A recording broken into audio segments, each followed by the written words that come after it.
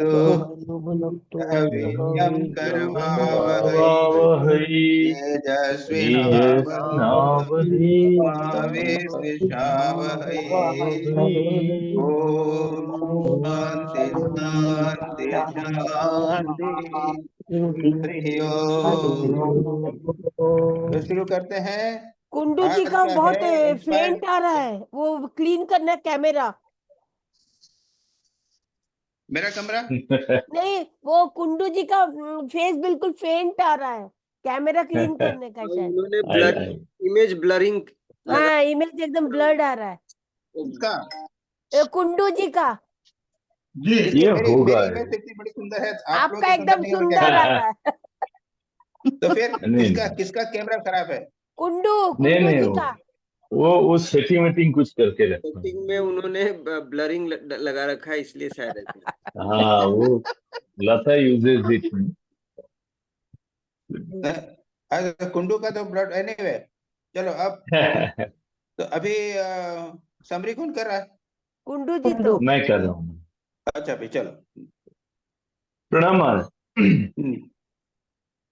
We are going to deliberate on the talks given by Swamiji over a period of 7 days from 1st to 8th of July with a gap on 4th July.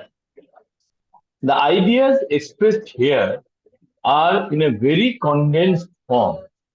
He speaks of the essential divinity of the individual soul and its relationship with universal consciousness.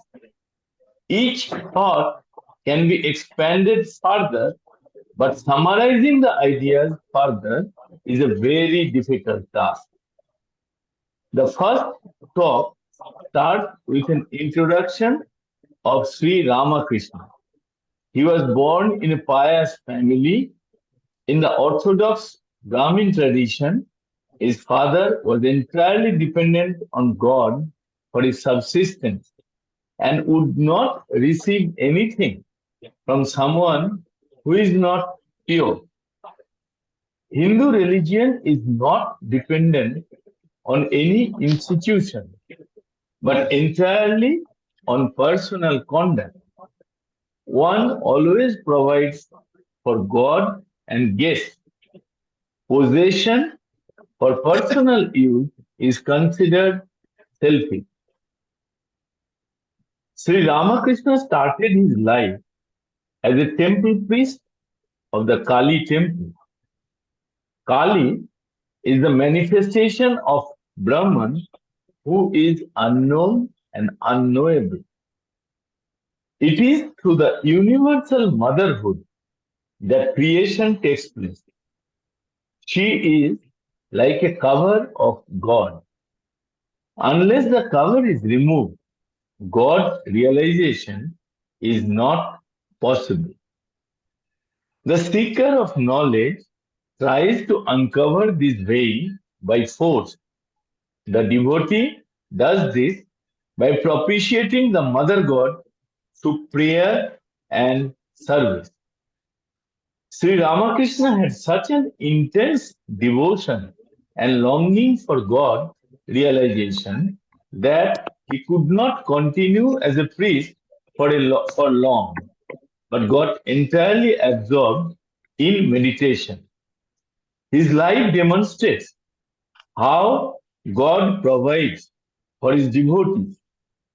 Whatever was required for his spiritual practices, be it provisions, subsistence, guidance, was miraculously made available to him till he attained realization. As a person, he was extremely affectionate and tolerant.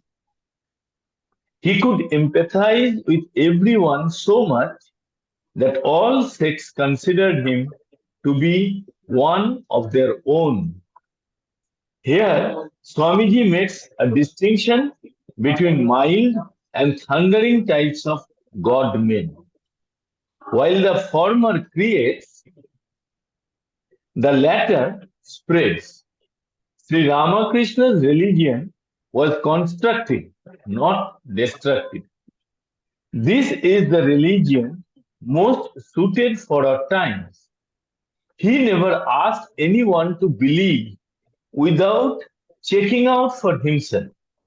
He proclaimed that everyone can have God vision provided he practices with sincerity and yearning. His teachings are the gist of Hinduism. He never went out to preach, but waited for those who wanted his teachings to come to him. In the true Hindu tradition, he got married at an early age by his family. His wife was an equally evolved soul. She recognized his nature and helped him in his work. Sri Ramakrishna is worshipped in India as a great incarnation. As an example of ritualistic practice, Swamiji tells that the Shaligram Shila is a symbol of Vishnu. But while the priest serves it as a living being, he knows in his heart of hearts that it is his own limitation in conceiving God in a symbol. Talking about different ways of religious practices, he tells that worshipping God in his hideous form is prevalent in Tibet, but not in India. Practice of austerity bestows a certain power which can be converted in any form that one may wish. Sectarians hardly see merit in other sects, but a true devotee only cares for God. It leads him to spiritual advancement, though it may not give him material prosperity. Worship of universal energy as mother rouses a tremendous power which lies dormant in every individual. She can be worshipped with or without name and form, which will elevate us to pure being and give us love and wisdom. God is the sum total of all souls, and beyond that is the absolute. There is no difference between them. Mother, as absolute, is unknown and unknowable. As the manifestation, she is the triangle of existence: God, nature, and soul. Human religion begins with fear. As one gains knowledge, fear turns into love. The outer world is not different from our own self. If we are virtuous ourselves, we will see virtue in others. We can achieve everything by love. Condemnation accomplishes nothing. Dualists tend to become intolerant of other sects. He tells the story of Ghantakarna, who was such a fanatic devotee of Shiva that when the Lord himself appeared before him as half Vishnu, he failed to realize the unity of Godhood. Commenting on food habits, he says that meat eating rouses fighting spirit, while vegetarianism develops patience. We create God in our own image and worship him as master. When we are one with him, we go beyond fear. We need to concentrate on our relationship with God and be oblivious of the world around. The incarnations like Buddha and Christ came to show that with sincere efforts, everyone can attain Godhood. In the beginning, God and self are separate. With knowledge, we become one with God. The highest expression of love is unification. Knowledge is coexistent with God and there is no finality. Hindus dare to criticize their religion because they are not bound by any dogma. There is utmost freedom and no sense of blasphemy. The followers of Semitic religions try to seek God in the boundary set by their respective churches. So long as we are in this world, we have to fashion God as man. As we rise to be the absolute, we are no longer in this world. The world looks like a child's play to an evolved soul, and he depends entirely on God for any action. The Charvakas could not survive in India because of their insistence on materialism. They say that freedom is a delusion, but Vedanta harmonizes freedom and bondage by holding that one is never free on the earthly plane and ever free on the spiritual. On 6th July, he was explaining Shankaracharya's philosophical thoughts. According to him, there are two phases of the universe, the relative and the absolute. The relative universe is superimposed on the absolute universe. The samsara is the result of both the phases. We see the relative existence, but it is untenable unless it is seen against the backdrop of the absolute reality. Though unreal, the relative knowledge is good as it leads us to the absolute knowledge. This knowledge of the absolute is not dependent on any book. It is realization which comes from within. We take the rope for serpent, but once the ignorance is gone, the knowledge dawns on its own. The soul is the eternal witness of its own manifestation, but we take the manifestation as real. This is Maya, which is without beginning, but with the dawn of knowledge, it evaporates. We are bound because of our desires. We all know that we exist, but that is within the boundaries of birth, growth, and death. To know our real nature, we'll have to go beyond. Brahman is the same in two forms, changeable and unchangeable. So long as enjoyment is sought, we are not free because enjoyment is the fulfillment of desire. Brahman is within us, but we will have to bring it out by tapas or charni. The sense organs are to be withdrawn into the mind, and the mind is to be fixed in meditation through concentration. Meditation brings the realization of Brahman in the soul. Then we reach the superconscious levels through which inspiration comes. So long as body consciousness remains, we cannot see God.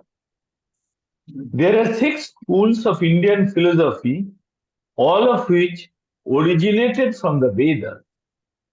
The commentaries of Vyasa is so cryptic and ambiguous that the monists, dualists, and monodualists all could propound their philosophy quoting the same sutras as authority. Swamiji calls them conscious liars who manipulated the same texts to suit their philosophy. Ramanuja was the founder of qualified monism. Madhvacharya founded dualism. Sacrifices and ceremonies cannot lead us to Brahman, but repeating Om is enough to destroy ignorance. All our miseries are due to seeing the difference, and rituals increase the idea that one either gets rid of something or obtains something. The knowledge of Brahman can only be had through hearing it from Guru, understanding it intellectually, and realizing it. While intellectually we can understand and establish knowledge in ourselves, realization is making it a part of our life by constant thinking. This absolute and continuous remembrance of the Lord is bhakti.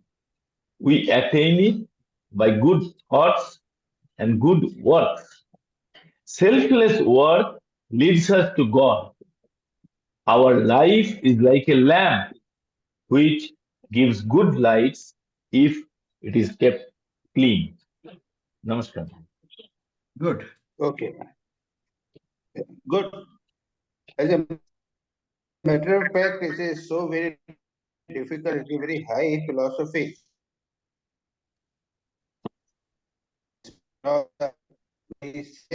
Swami Vivekananda's Chitak teachings are there. Okay, thank you. You've done a good survey. Summary. Now we start with questions. Yes. Dilip भाई आ जाइए. दिलीप जी भाई. महाराज. हाँ, प्रणाम. आइए.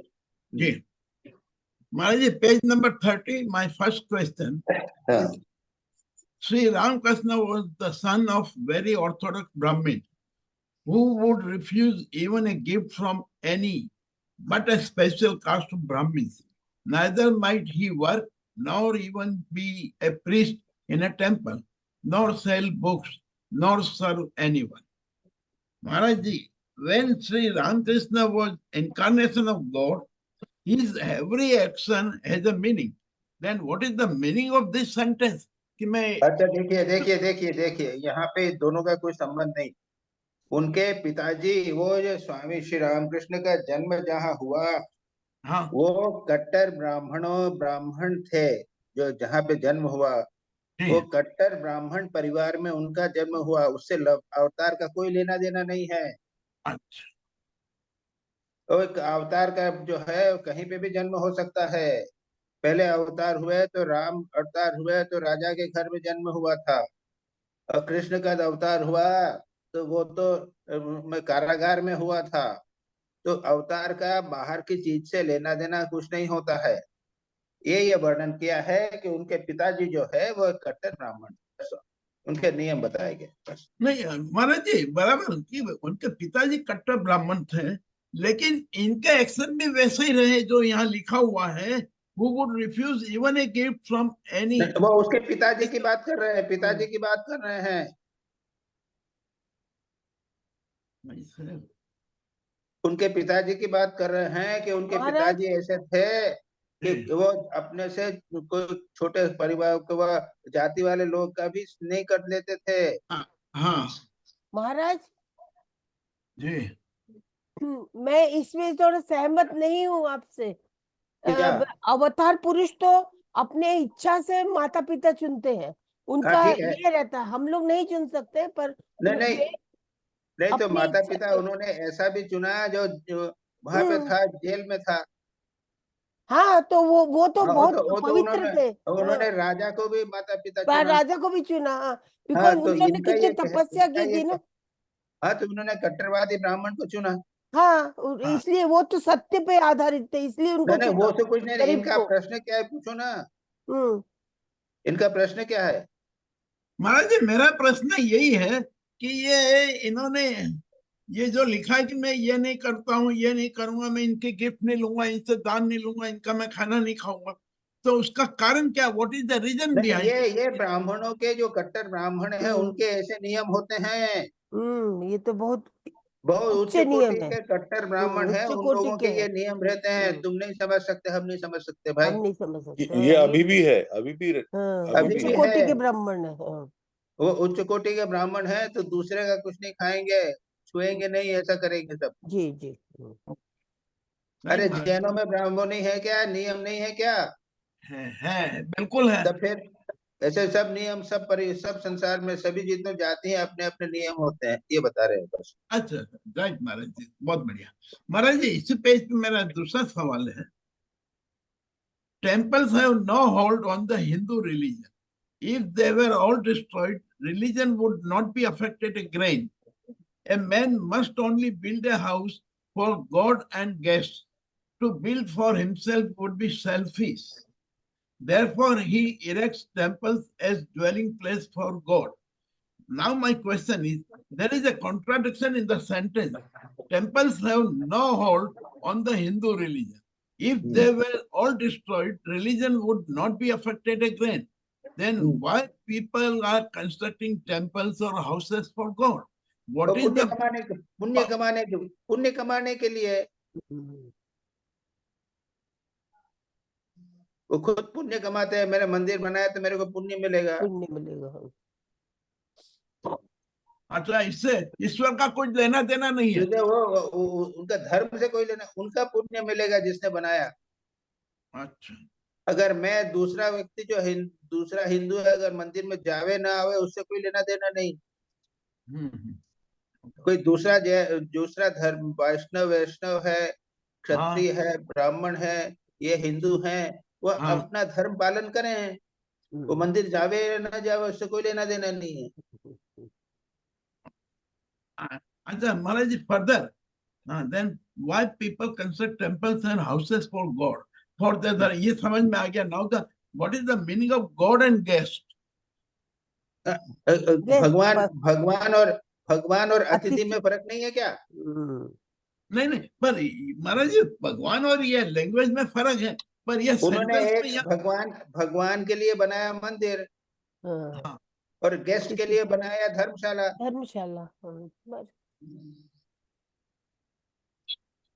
तो लोग धर्मशाला और मंदिर बना के पुण्य कमाते हैं।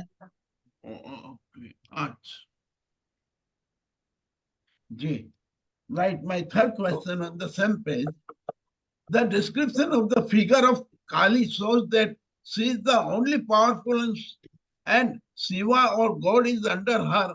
As the dualist says, I will uncover God by praying to Mother, begging her to open the door to which she alone has the keys. So my question is, the creator of universe is not Shiva, Vishnu or Brahman.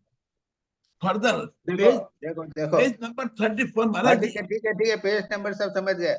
ये देखो, शाक्त मत एक तो है, वैष्णव मत। वैष्णव मत में विष्णु को सबसे इम्पोर्टेंट मानते हैं, है ना? जी। शाक्त मत यानी क्या? शक्ति को, यानी माँ को, दुर्गा को, काली को, इसको सबसे इम्पोर्टेंट मानते हैं। इसको बोलते हैं शाक्त मत जी। तो इसमें शाक्त मत के अनुसार काली जो है वो जगत की सृष्टि स्थिति प्रलय करने वाली है जी। उसने क्या किया है? उसने ब्रह्मा को एम्प्लॉय किया है। यस। तो ब्रह्मा को कहा है कि तुम जगत की सृष्टि करो। और फिर उसने विष्णु को भी कहा है कि तुम जगत का पालन करो। और शिव को भी उसने एम्प्लॉय किया, उसके ये एम्प्लॉय हैं तीनों। वो काली जो है ना, वो सर्वे सर्वा है, वो देवों की भी देव है। हाँ, ये शाक्त मत के अनुसार, ये शाक्त मत है। Okay.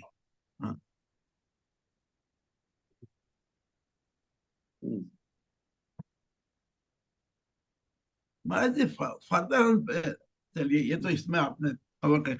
Now page number 32, my question number 4। Shri Ramakrishna's teachings are the gist of Hinduism. Maharaj ji, what is we learn today is only Hinduism? If so, then how can it be accepted universally? As it is said earlier on page number 31st, last paragraph, that when we get one, that will be the last religion in the world. Yes. अच्छा, सुनो। हाँ, देखो, ये हिंदू मत जो, हिंदी शब्द जो है ना, हाँ, ये कैसे आया? जब उधर से कौन आए थे, ये जीतने वाले आए ना, कौन जब आए तो वो सिंधु नदी थी ना, सिंधु नदी के पार वाले सिंधु लोग है, सिंधु लोग है, सिंधु करते हुए हिंदू हिंदू हो गया। हाँ बराबर ये तो उसके पहले कौन सा धर्म था? सनातन धर्म। सनातन। सनातन। ओके जी जी। ठीक है ना, हिंदू धर्म का नाम था हाँ पहले, सनातन धर्म था। जी पहले हिंदू मुसलमान इत्यादि कुछ नहीं थे। वो जी। यहूदी आए, उसके बाद में बोलते बोलते वो हिंदू हो गया। और श्री राम कृष्ण के उपदेश जो है वो सनातन धर्म के हिंदू उपदेश। ओके जी। आपका प्रश्न स्व क्लियर हुआ? हाँ बिल्कुल क्लियर हुआ महाराज जी। तो ये इसके अंदर लिखा है स्वामी जी ने, उसके अनुसार ये है कि संसार में आने वाले दिनों में सिर्फ एक ही धर्म रहेगा, वो सनातन धर्म रहेगा, पूरे सनातन धर्म। रहेगा। है ना, ये Mohammedan and Christ and Christian धर्म्स ऑल विल बी वेनिश्ड। अरे ये कितने होते जा रहे हैं, क्रिश्चियनिटी के कितने संप्रदाय हो गए बोलो तो। हाँ नहीं तो फिर महाराज जी जो ये पेज पे अरे लिखा हुआ है, सैकड़ों सैकड़ों नाम होंगे। हाँ हिंदू बस धर्म के सैकड़ों संप्रदाय, इस्लाम धर्म के कितने संप्रदाय हैं, जी क्रिश्चियन ईसाई धर्म के सैकड़ों संप्रदाय हैं, संप्रदाय प्रोटेस्टेंट है ना, और क्या क्या सब है, इतने सारे हैं। तो सब सब समझते हैं मेरा धर्म मेरा धर्म। But there Swami will ji be बोलते हैं अरे भाई एक ही धर्म है बस। उन नाम यूनिवर्सल। बोलने की जरूरत नहीं पड़ेगी, उसको नाम मत बोलो। अच्छा अच्छा, नाम की जरूरत नहीं पड़ेगी। Right now, page number 33. Tapas means literally to burn. It is a kind of penance to hit the higher nature. It is sometimes in the form of sunrise to sunset, or such as repeating of Om all day incessantly. These actions will produce a certain power that you can convert into any form you wish, spiritual or material. My question is how it is converted in a material power, Maharaj? अरे तपस्या करो ना। नहीं धन पर ये मिलेगा। सुनो सुनो सुनो, जी तपस्या की हाँ के लागे एक पैर पे खड़े रहते हैं, हाँ या फिर एक दिन खाना दिन में एक बार खाते हैं थोड़ा सा। जी तपस्या बहुत सारी करते हैं ना, उसको पावर आ जाता है ना। हाँ अब ये नहीं पर ये पावर से वो मकान भी बना सकता है, हाँ जी तो पावर से वो दूसरे को मार भी सकता है। तो ये मटेरियल पावर हुआ कि नहीं हुआ? अच्छा, तपस्या से हम दोनों तरह का पावर पास ले सब सकते हैं। पावर मिल सभी गया, से। उसका किसी प्रकार से तुम करो। अच्छा okay, right. Now, question number, page number 36, question number 6. How love is created in God? ईश्वर के प्रति भाव कैसे पैदा होता है? My question is, because it is written on the page number 36, second paragraph, we divide ourselves into two to love God, myself loving and myself. God has created me and I have created God. We create God in our image. It is we who create him to be our master. It is not God who makes us his servant. When we know that we are one with God, that we and he are friends, then come equality and freedom. So long as you hold yourself separated by a hair's breadth from this eternal one, fear cannot go. There are different bhav. One has to towards the महाराज जी। हाँ मेरा ये कहना है, यहाँ तो अलग भाव होते हैं अपने शास्त्रों में लिखा से। और ये यहाँ तुम्हारा प्रश्न क्या है? महाराज जी मेरा प्रश्न ये है, ये इतना सारा पढ़ गए हाँ तुम, प्रश्न क्या है तुम्हारा? जी महाराज जी, मेरा प्रश्न बड़ा क्लियर है यहाँ पे।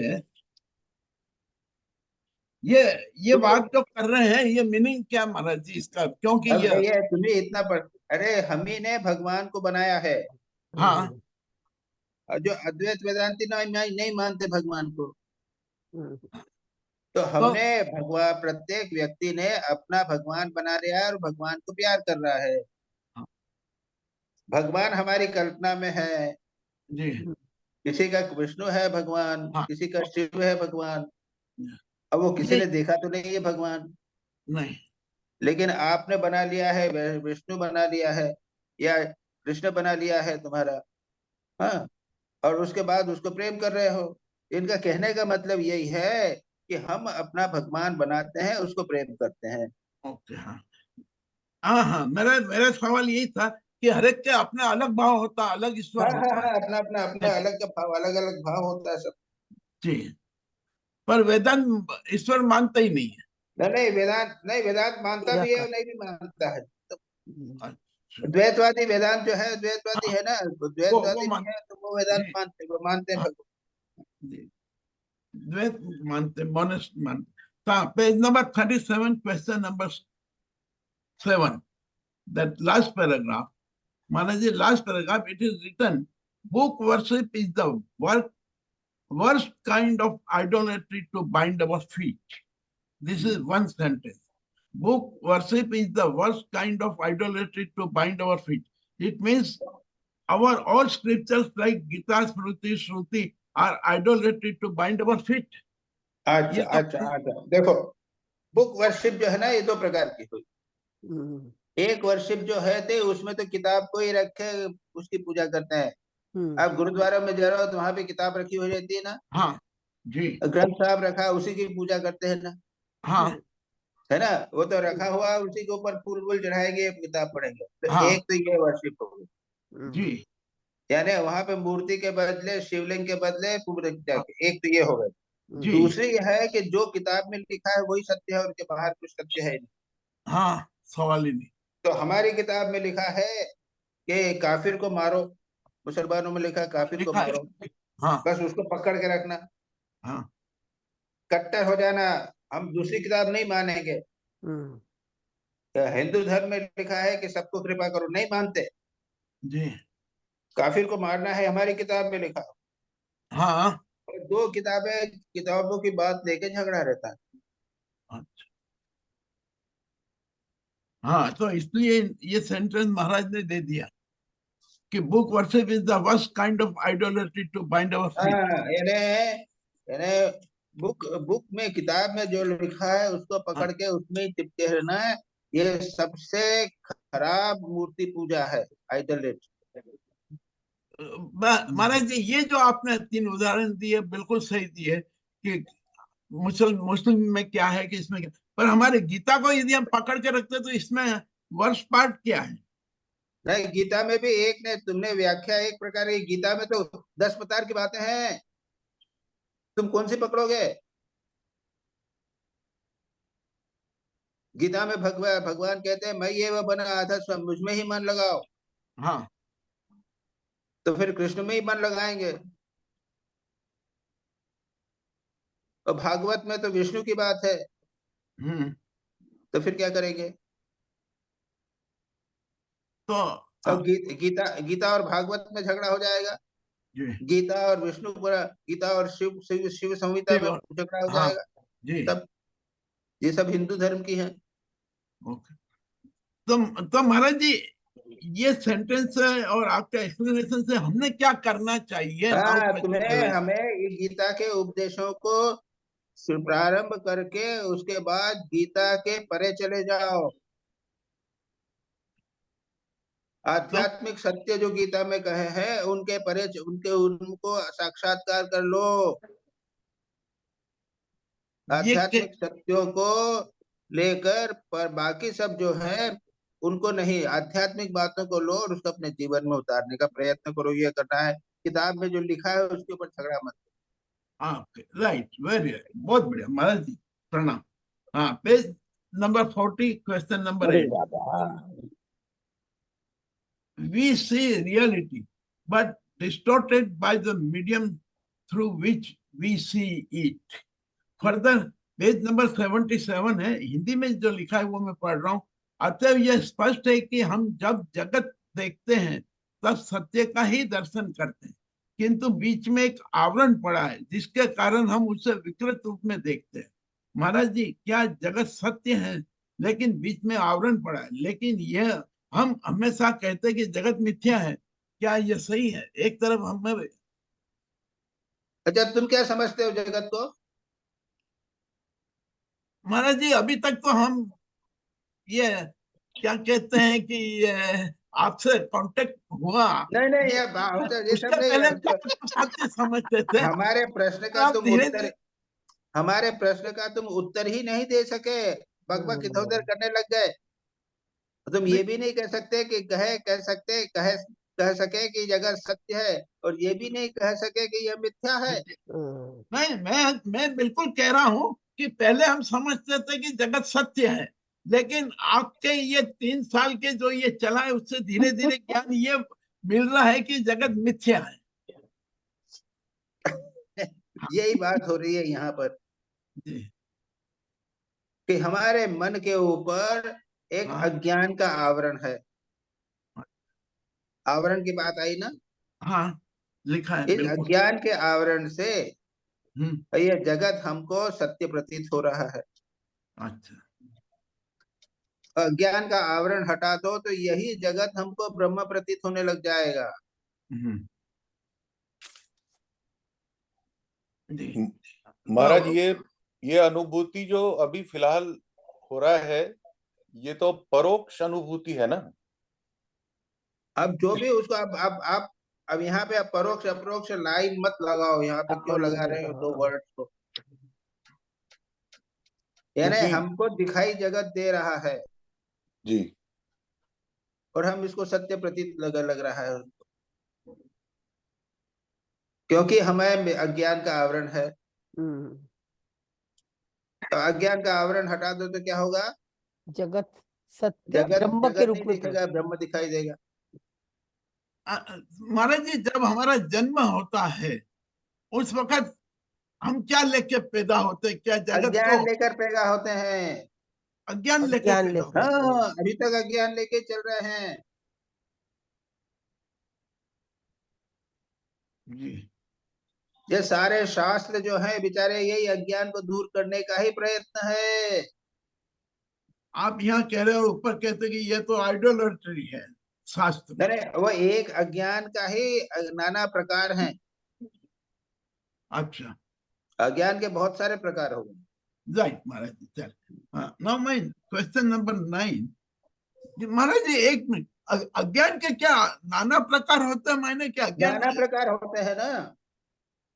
अरे ये अज्ञानी अज्ञानी है, उसमें प्रकार कहाँ से आए? नाना रूप अज्ञान से का आते मतलब हैं। क्या? यानी अज्ञान में हमने क्या, राग द्वेष आ गया, हाँ, लोभ आ गया, क्रोध मोह आ गया, ये अज्ञान के प्रकार हुए ना। अच्छा, प्रकार है। जी, right. Now page number 40, question number 9।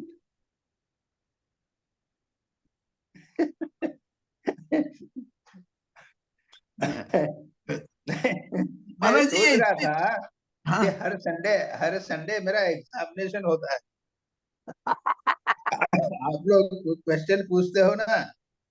आप अभी दिलीप भाई ने कैसे क्वेश्चन किया ना कि अज्ञान था, ये क्या, अब मेरे को बोलना पड़ा कि राग द्वेष तो ये भी सब अज्ञान है। कितने प्रकार के अज्ञान है।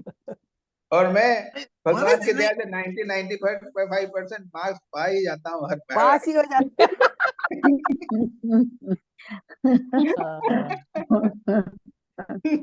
चलो महाराज आगे चलो हमारे भाई, पास, 7वां। नहीं, हमारे पास इतनी अज्ञानता है कि हम कुछ नहीं सकते, क्या करें? सातवां क्वेश्चन पूछो। Next question. In the subject is a trifle of the objecting power that enables him to know I am. But the subject is the object of its own self, never of the mind or the senses. Further, first get rid of the delusion I am the body. Then only can we want real knowledge. Man's knowledge is only a higher degree of brute knowledge. Maharaj ji, please explain this sentence. Further, what type of the knowledge one should get right from the beginning, because what knowledge we get is higher degree of a brute knowledge. हाँ देखो, brute knowledge क्या मतलब हुआ? Brute knowledge यानी पशु का ज्ञान, पशु का जैसा ज्ञान होता है। हाँ, हाँ, तो पशु का ज्ञान कहता है खाने पीने का ज्ञान है ना। जी, मेरे को खाना कहाँ से लाना है, मैं शरीर हूँ, मेरे को खाना है, ये मेरे को मारेगा, मेरे को रक्षा करना है, ये करना है ना। हाँ, जी, बराबर। अच्छा, मानव का ज्ञान जो है 99% यही तो है ना। हाँ, ये बिल्कुल। वो उसी को higher higher higher brute knowledge हो गया ना। हाँ बराबर उसी जी, अपने खाना पीना जीवन की रक्षा का ही कितना बड़ा विस्तार हो गया है हाँ हाँ क्या नहीं? जी जी, बराबर। बस। ओके, ओ बिल्कुल करेक्ट जी महाराज जी। हाँ, now question number 10, page 40. The Vedas in this part teach of the self, and because they do, their knowledge is approaching real knowledge. Knowledge of the absolute depends upon no book, nor upon anything. It is absolute in itself. No amount of study will give this knowledge. It is not theory, it is realization. Maharaji, my question is for self-realization, the path of learning Vedas, Shrutis, and other scriptures are necessary or not? If Not so, then necessary. Not necessary. अच्छा अच्छा, okay. Now question number 40, page number 41. The Atman never changes, never goes, nor comes. Atman na kabhi aati hai, na kabhi jati hai. Then why we say that you have to take hundreds of births according to your karma? जब आत्मा तो वो ये हम आत्मा नहीं, ये जन्म जो है वो शरीर और मन के होंगे, आत्मा के नहीं होंगे। डिजायर के कर। पर आत्मा उसके अंदर घुसती जाती है ना। तो आत्मा तो जैसी है वैसी की वैसी है, अच्छा वो महाराज बॉडी जी, माइंड बदलते रहते हैं। अच्छा, हेवन इज अ मियर सुपरस्टिशन। हाँ, इसका क्या मीनिंग है? हेवन तो इज अंधविश्वास है। इस नाम की कोई चीज है ही नहीं। अंधविश्वास। हाँ। अरे किसी ने देखा है क्या? सब फालतू बकवास करते रहते हैं। हजारों साल से सूर्य की बात होती रही है ना, स्वर्ग की बात हाँ, है। किसी ने आके बोला है कि मैंने स्वर्ग देखा है? नहीं एक ने नहीं भी नहीं बोला। जी, यस सच्ची बिल्कुल। बात है। हाँ महाराज जी, मेरा महाराज जी अभी आपने बोला वेदा श्रुति ये सब जरूरत नहीं है, ऐसा हाँ क्यों बोला? अरे भाई ये जूम मीटिंग से ही हो जाएगा।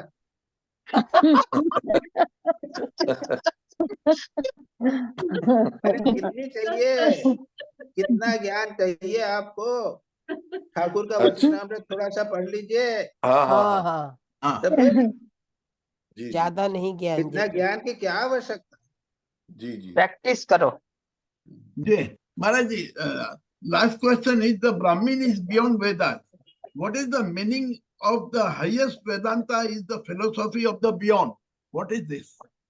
नहीं, द अहम ब्रह्मास्मि। Highest Brahman is Vedanta. Beyond Veda. ब्रह्म जो है ये ब्रह्म, वेद तो पुस्तक है, किसी ने हाँ लिखी है। हाँ, लेकिन हाईएस्ट फिलोसफी यानी क्या है, अगर जानना चाहो तो मैं ब्रह्म हूँ, खत्म हुई बात। अच्छा, दैट्स इट, राइट. वो जी महाराज, फिलोसफी ऑफ बियॉन्ड हो गया। ओके जी महाराज जी, प्रणाम. सुबीर। महाराज जी, म- मुझे प्रश्न पूछ लीजिए, नहीं तो मुझे जाना है अभी। हाँ हाँ हाँ, कर लो तुम करो भाई, तुम पहले लो, चलो। हाँ ये तो हाँ, ये तो जी हाँ। जी, मेरा दो प्रश्न है खाली। एक है from the text, all Hindu philosophy declares that there is a sixth sense, the super conscious, and through it comes inspiration. So my question is, what is the super conscious state and this inspiration? अनुभूति, अनुभूति। ये word Bangla Hindi से जब बोले अनुभूति, experience, Oh, that is oh, sixth sense. हाँ, that's question. and inspiration? वो same. Inspiration तो प्रेरणा, हाँ, okay. इंस्पिरेशन अलग है। आपने महाराज बोलते, आपने इंट्यूशन पढ़ाई, होगा, इंट्यूशन। इंट्यूशन बोला तो यानी हाँ, इंस्पिरेशन। इंस्पिरेशन क्या है? इंस्पिरेशन तो हमने किताब विताब पढ़ी, हमको प्रेरणा हुई, हम ध्यान जप करने लगे, साधना करने हाँ, लगे, इंस्पिरेशन मिला। अच्छा हाँ, वो अच्छा इंस्पिरेशन हुआ। अच्छा अच्छा, ठीक और है। इंट्यूशन और एक्सपीरियंस इज सिक्स्थ सेंस। अच्छा अच्छा, my second question is, from the text he says that Brahmin means Vishnu, not Shiva at all, because there is no salvation except through Vishnu. And my question is, please explain this part, because as we know, the Brahman is both or everything. देखो, ये वल्लभों वैष्णवों का कथन कह रहे हैं, जो वल्लभाचार्य वगैरह हैं वो विष्णु को मानते हैं, शिव को मानते ही नहीं हैं। ओ तो इसलिए और कुछ नहीं है, इसी की बात है, अच्छा, मतलब कोई अच्छा, फिलोसफी नहीं समझे। है। अच्छा अच्छा, ठीक है, ठीक है, प्रणाम महाराज। Okay, thank you. हाँ, सेकंड कौन है? हाँ महाराज, आपने मुझे सुधीर। बोला था। हाँ, महाराज जी, सुधीर। अच्छा सुनो, एक एक शिव भवानी करके मेरे को एक डिवोटी मिली। जी महाराज, मेरी बहन है। तुम्हारी सिस्टर है क्या? हाँ, मेरी सिस्टर, मेरी छोटी सिस्टर। अच्छा अच्छा, वो मिली मेरे को, आज सुबह मिली। हाँ, वो आप गई हुई है, आश्रम में है। ठीक है, ओके। जी महाराज। महाराज जी, एक छोटा सा सवाल इस सिलसिले में है। अभी इतू जी को ने आपने बताया कि इंस्पिरेशन के बारे में, कि ये तो सुपर कॉन्शियस स्टेट से ही आता है इंस्पिरेशन। तो सुपर कॉन्शियस तो स्टेट हमारा मेडिटेशन से होता है ना? अरे भाई, ये सिक्स सेंस, देखो क्वेश्चन को रखो, this thing she has asked the meaning, what is six sense. ओ अच्छा, Sense. Now don't go into detail, वो कैसे आता है ना, वैसे आता है ना, वो आता है सिक्स सेंस जो बोला। अच्छा, ठीक है अब महाराज जी, सिक्स ठीक है। Sense means intuition. ठीक है महाराज जी, थैंक यू महाराज जी। सुबीर। हाँ महाराज जी, पहला सवाल पेज 32 में लास्ट पैराग्राफ में है। It is mentioned by Swami ji that there is a sect which worships the hideous and the evil, and it prevails all over Tibet, and that what it was in India too. What is this sect? Are they the Vamacharis? ये yes क्या yes, वामाचारी? वामाचार नहीं। अच्छा, तो वामाचारी क्या तिब्बत से आया महाराज जी? क्योंकि अब वो बता, हाँ हाँ, जो हिस्ट्री अगर आप देखो तो वहां जी, पे ज्यादा प्रिविलेज। क्योंकि जब तंत्र शुरू हुआ, तंत्रिक प्रैक्टिसेस आल्सो कंसिडर्ड वामाचारी प्रैक्टिसेस। हाँ, वो तंत्र में भी है, लेकिन अब वो ये जानते हैं कि वो तिब्बत में ज्यादा प्रिविलेंट था। अच्छा, तो जो तब तिब्बत ये में था, अब वो ये जो तंत्र है, तो तंत्र में वामाचार हुआ, तंत्र का वामाचार है या अलग से वामाचार है? ये दो दो अलग वामाचार है, या तंत्र में हुआ और उसके बाद में फिर तिब्बत चला गया? ये बड़ा कहना बड़ा मुश्किल। ये करा मुश्किल है। ठीक है महाराज। अगला सवाल महाराज, पेज 34 में लास्ट पैराग्राफ में स्वामी जी कहते हैं, Christ being man had to see impurity and denounced it, but God, infinitely higher, does not see iniquity and cannot be angry. Denunciation is never the highest. What does it mean? ऐसा है कि absolute sense में कोई impurity वगैरह चीज जैसी चीज नहीं है। जी, यूं देखोगे तो हम सब अपने आप को पवित्र समझते हैं, हमारे में कितनी बुराई हो सकती है, गंदी जी, चीजें निकलती हैं, खाते हैं, मन के कभी अच्छा रहता है, कभी बुरा रहता है, बहुत बुरी बातें आती हैं। तो जी। ये चीजें हमेशा रहेंगी, सारे समाज में होंगी, सभी में रहेगा। तो उसको डिनाउंस करना, it is not the solution, it is not good. लेकिन क्राइस्ट तो had to see impurity, हाँ और हाँ, वो बिकॉज denounce भी करते थे। यानी जो भी अवतार हुए हैं उनको बुराई देखकर उसको दूर करने का प्रयत्न करना पड़ता है। जी जी जी। हाँ, तो वो क्राइस्ट हो गए या वो, रामकृष्ण हो गए, हाँ हाँ, तो वो तो देखना ही पड़ता है, राइट। और कामनी कांचन की बात करनी पड़ी ठाकुर को। हाँ हाँ हाँ, तो बिल्कुल इसी बिल्कुल। प्रकार को जीसस क्राइस्ट को देखकर उसको करना पड़ा था। हाँ, लेकिन मेरे को, हाईएस्ट लेवल पे अगर आप अवतार न हो, हाईएस्ट लेवल पे देखो तो सभी मिथ्या है, या कहो क्या सभी हाँ जगह ब्रह्म है? जी महाराज, जी महाराज। हाँ, क्राइस्ट देखते थे, वो फेरिसिस बोलते थे, फेरिसिस के खिलाफ बोलते थे, उनमें जो वो बुरी आदतें थे उनके बारे में बात करते थे। हाँ, जो भी हो जी जी, वो ठीक है उसको ठीक है। उन्होंने वो इस प्रकार से हाँ उसको दूर हाँ हाँ करने के जी, लिए, नहीं तो हाँ, दैट क्राइस्ट इज, का फिर अवतार का क्या पर्पस? हाँ हाँ बिल्कुल महाराज, ठीक है। So that is why he said he had to see it, he had to see impurity, correct. ठीक है महाराज। तीसरा सवाल महाराज, on page 37 Swami ji says, thus the books are not to be depended upon and book worship is the worst kind of idolatry to bind our feet. ये आपने समझा दिया, दिलीप जी का सवाल था। All has to conform to book, science, religion, philosophy. It is horrible tyranny. Tyranny of the Protestant Bible. हाँ, What ये tyranny of ऐसा Protestant है, Bible का क्या मतलब महाराज? क्या है कि ये मैंने अभी तक मैं जानता नहीं हूँ प्रोटेस्टेंट सेक्ट कैसा होता है, प्रोटेस्टेंट और अच्छा क्रिश्चियन उसमें क्या अच्छा अंतर है, लेकिन मैंने जब पूछा, एक क्रिश्चियन से पूछा था, हाँ उनका ये कहना है कि जो प्रोटेस्टेंट हैं वो हाँ बाइबल को ही मानते हैं, उसका कमेंट्री नहीं मानते। यानी ओके बाइबल को कई लोगों ने अलग अलग प्रकार से इंटरप्रेट किया है। हाँ हाँ वो वो बाइबल में जो शब्द लिखे हैं ना, अक्षर लिखे हैं, अक्षरशः उसको मानते हैं बस, और कुछ नहीं मानते। हाँ हाँ ये उसी तरह का हो गया जैसे अभी आपने बोला कि काफिर को मारना चाहिए जो इस्लाम में बोलते हैं, उसी प्रकार से ये इस तरह का टायरेनी हो जैसा गया। करेक्ट। बाइबल में जितना लिखा है, अक्षरशः लिखा है, उसको स्वीकार करना, हाँ ओके तो okay it becomes a tyranny of the Protestant Bible. Protest right महाराज। एंड लास्ट क्वेश्चन महाराज, ऑन पेज 44 फोर्थ पैराग्राफ में स्वामी जी कहते हैं that is why ceremonials are not needed because they increase the idea of inequality. यहाँ वो क्या कहना चाह रहे हैं महाराज? What is meant here? देखो, सेरिमोनियल में ईश्वर शिव की पूजा अलग है, अच्छा विष्णु की पूजा अलग है, अलग अलग है हाँ, काली की पूजा अलग है। जी। तो पूजा में अंतर हो गया, तो हाँ the ceremonies are based on difference. right, and it increases the idea of inequality. इसका क्या? Idea of difference is increased. It is based on idea puja or differentiation. हाँ आइडिया ऑफ इनइक्वालिटी, तो ये कम ज्यादा हो गया कोई। हाँ, वो कहता है ये एक कोई ज्यादा पूजा पंचोपचार करेगा, एक षोडशोपचार करेगा, और वो इलाबोरेट ज्यादा करेगा, कम करेगा, अच्छा ये सारी की सारी बातें सेरेमनी से ज्यादा होती हैं, निर्भर करता है कि नहीं करता। हाँ हाँ हाँ समझ गया। पूजा में तो है ये कि भाई आज पंचोपचार नहीं, नहीं आज तुम्हें ये भी करना चाहिए, फूल भी डालना चाहिए, तो फूल डालना है तो 4 हाँ प्रकार हाँ के फूल डालना पड़ेगा। हाँ ये डिफरेंशिएशन जो है ये बढ़ते चले डिफरेंशिएशन जाते हैं। जी जी, हाँ, that is why it Maharaj is inequal and it is Maharaj not needed.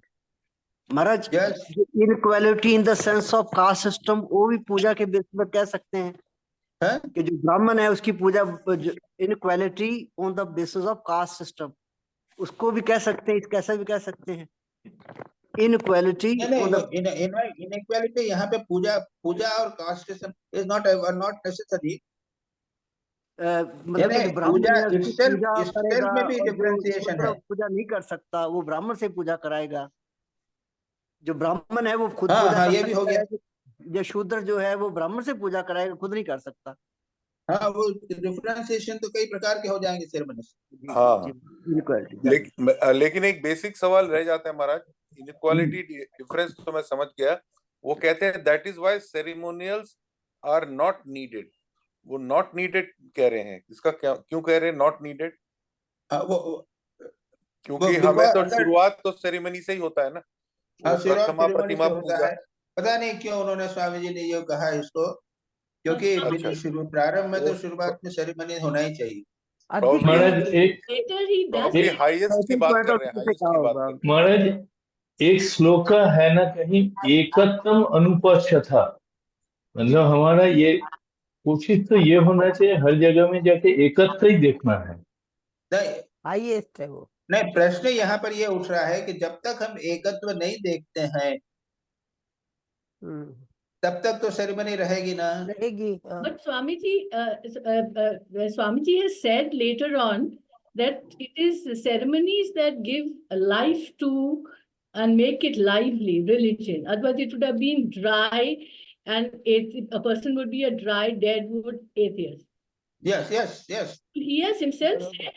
Yes, he himself did it also. Yes, in this only. No, Ceremony is needed also. told in a one particular context. You have to see it in that context. हैं। Probably he's speaking at a Higher very high level. level, so higher that is level. why he's So saying it. later in this talk only he has talked about the importance of ceremonies. Okay. That's all Now Maharaj ji. we come to Nivedita. हाँ जी महाराज। प्रणाम महाराज जी। हाँ महाराज, मेरा पहला प्रश्न है, do Christian and other religion depend on church and mosque and scripture? जैसे स्वामी जी कहते हैं ना, हिंदू सनातन धर्म is not depending on temple and all that, तो मेरा प्रश्न है कि क्रिश्चियन और दूसरे रिलीजन क्या मॉस्क, चर्च, स्क्रिप्चर पे डिपेंड करते हैं क्या? Yes yes. हाँ, अच्छा ये सेकंड क्वेश्चन है, the mild types create the thundering type spreads. Paul was the thundering type to spread the light. The self-adjusting organization is the great need of the time. ये जो बोल रहे हैं जो ऑर्गेनाइजेशन, उसके बाद कह रहे हैं कि उसके बाद कोई नया धर्म नहीं आएगा, उसका अर्थ कैसे क्या क्या क्या है? हाँ, इसमें एक ये लिख रहे हैं ना कि पॉल थे, सेंट पॉल थे, वो ही क्राइस्ट के उपदेश को ज्यादा ये एलाबोरेट करके सबको बताया, that is thundering type. Thundering type. हाँ, तो हाँ। बाद में स्वामी जी कह रहे हैं the self adjusting organisation is the great need of time. मतलब ये है कि ऐसी ऑर्गेनाइजेशन जिसमें ऑटोमेटिकली एडजस्टमेंट होता है, उसके लिए फिर आवश्यक नहीं कि सेंट पॉल का जन्म होना चाहिए जो आगे चल के प्रचार प्रसार करे। यानी हमारे यहाँ तो स्वामी विवेकानंद भी जो है वो एक थंडरिंग टाइप थे। थंडरिंग और स्वामी ब्रह्मानंद जी थे, क्वाइट टाइप थे, शांतवन। हाँ। तो ऐसी ऑर्गेनाइजेशन जिसमें ये ऑटोमेटिकली एडजस्टमेंट्स होते रहे, ये दोनों एक्चुअली रिलेटेड नहीं है, दो पॉइंट जो किए हैं एक्चुअली नहीं रिलेटेड है।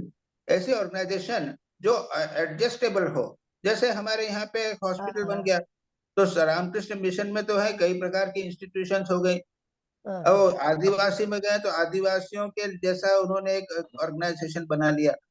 तो ऐसी ऑर्गेनाइजेशन जो सेल्फ एडजस्टेबल हो according to the situations, this is will the final thing. ठीक है, उसके बाद कह रहे हैं कि फिर उसके बाद कोई नया धर्म नहीं आएगा ना, वो तो परमानेंट। अगर ऐसा हो जाए तो फिर परमानेंट हो गया। जरूरत क्या पड़ेगी? हाँ, यही ठीक, बिल्कुल, बहुत समझ गया। थर्ड क्वेश्चन है, why Swami ji is telling that when we get one it will be, हाँ ये हो गया, आपने अभी बताया। और एक छोटे अक्षर में लिखा है सब रोजा, उसका अर्थ क्या है? सब रोजा यानी छिप कर, पढ़ो ना, सेंटेंस से पढ़ जाए, समझ में। हाँ, कौन से पेज पर है? सब रोजा इस 32 पे, 32 लास्ट सेंटेंस। ये है, no decent men will belong to them except सब रोजा। हाँ, चुपके से, छिपे हुए, छिप कर। हाँ, क्या अरे छिपके गलत, यानी वामाचार कर रहा है तो क्वाइटली कर रहा है, छिप के, कोई देख नहीं सके। पूरा सेंटेंस पढ़ो, पूरा करो ना। हाँ, ये देखिए, this sect prevails all over Tibet and they have no marriage in India proper. They cannot exist openly but organize secret societies. No decent men will belong to them except सब रोजा। वही तो ये जो है वामाचार वगैरह, शादी नहीं करते, उल्टा पुल्टा कुछ करते रहते हैं, लेकिन सामने नहीं दिखाते हैं, उसके छिप के करते हैं। देखो सब रोजा, छिप के करते। अच्छा, और एक है fifth question, why David's hand were smeared with blood, he could not build the temple. वो आई डोंट नो, हाँ, वो कुछ समझ में नहीं आया। मैं जब तक क्रिश्चियंस नहीं, क्रिश्चियनिटी को नहीं समझ। David had killed a lot of people.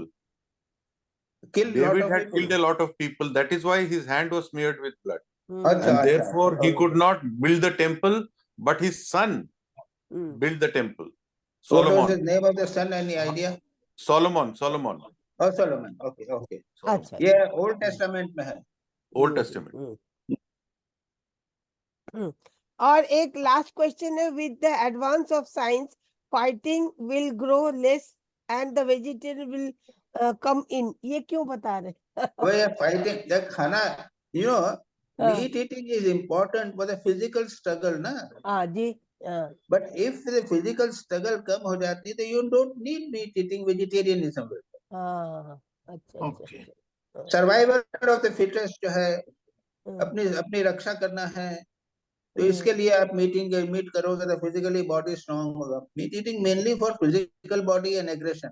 जी जी बट बस व्हेन हो गया महाराज. नीड फॉर फिजिकल एग्जिस्टेंस की नहीं होगा, एग्रेशन की आवश्यकता नहीं होगी, तो वेजिटेरियनिज्म हो जाएगा, मीट चला जाएगा. जी बस थैंक यू महाराज.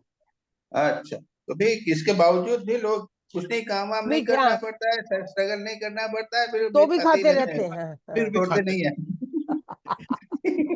टेस्ट के लिए खाते रहते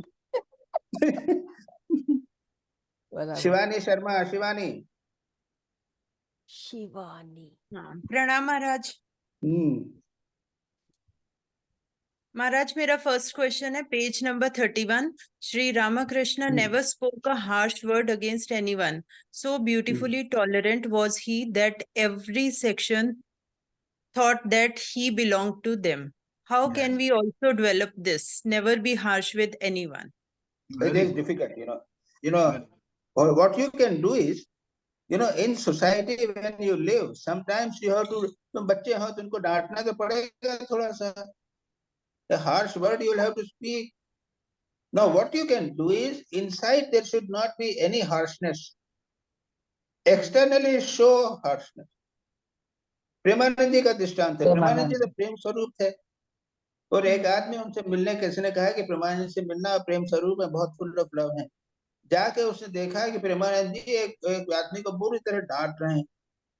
वो दूर से देख रहा था कि उसने किसी कहा प्रेमानंद जी कहाँ है, तो ये देखो डांट रहे हैं वो प्रेमानंद जी.